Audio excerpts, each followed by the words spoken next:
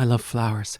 I'd love to have the whole place swimming in roses. God of heaven, there's nothing like nature. The wild mountains, then the sea and the waves, rushing, then the beautiful country with the fields of oats and wheat and all kinds of things, and all the fine cattle going about. That would do your heart good, to see rivers and lakes and flowers, all sorts of shapes and smells and colours, springing up even out of the ditches, primroses and violets. Nature it is. As for them saying there's no God, I wouldn't give a snap of my 2 fingers for all their learning. Why don't they go and create something, I often asked them. Atheists, or whatever they call themselves, go and wash the cobbles off themselves first. Then they go howling for the priest and they dying. And why? Why? Because they're afraid of hell on account of their bad conscience. Ah, yes, I know them well. Who was the first person in the universe before there was anybody who made it all? Who? Ah, that they don't know. Neither do I, so there you are. They might as well try to stop the sun from rising tomorrow. The sun shines for you, he said, the day we were lying among the rhododendrons on Hoath Head, in the grey tweed suit and his straw hat, the day I got him to propose to me. Yes, first I gave him the bit of seed cake out of my mouth,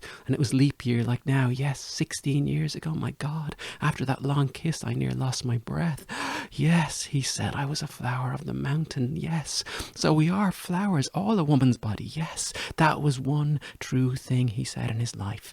And the sun shines for you today. Yes, that was why I liked him, because I saw he understood or felt what a woman is, and I knew I could always get round him, and I gave him all the pleasure I could, leading him on till he asked me to say yes, and I wouldn't answer first, only looked out over the sea and the sky. I was thinking of so many things he didn't know of, Mulvey and Mr. Stanhope and Hester and father and old Captain Groves and the sailors playing All Birds Fly and I Say Stoop and washing up dishes, they called it, on the pier, and the sentry in front of the governor's house with a thing around his white helmet, poor devil, half roasted, and the Spanish girls laughing in their shawls and their tall combs, and the auctions in the morning, the Greeks and the Jews and the Arabs and the devil knows who else from all the ends of Europe, and Duke Street and the foul market all clucking outside Larby Sharon's, and the poor donkeys slipping half asleep, and the vague fellows in the cloaks asleep in the shade of the steps, and the big wheels of the carts of the bulls, and the old castle, thousands of years old, yes,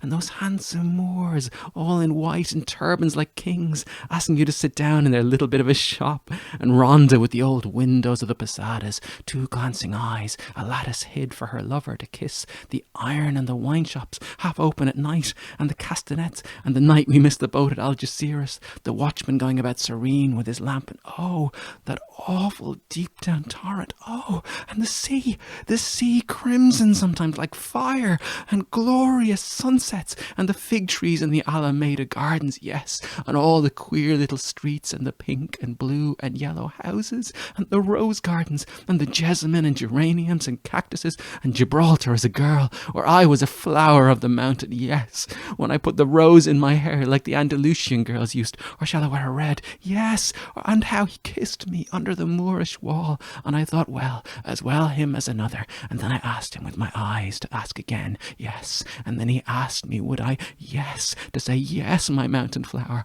and first I put my arms around him, yes, and drew him down to me so he could feel my breasts all perfume, yes, and his heart was going like mad, and yes, I said, yes, I will, yes.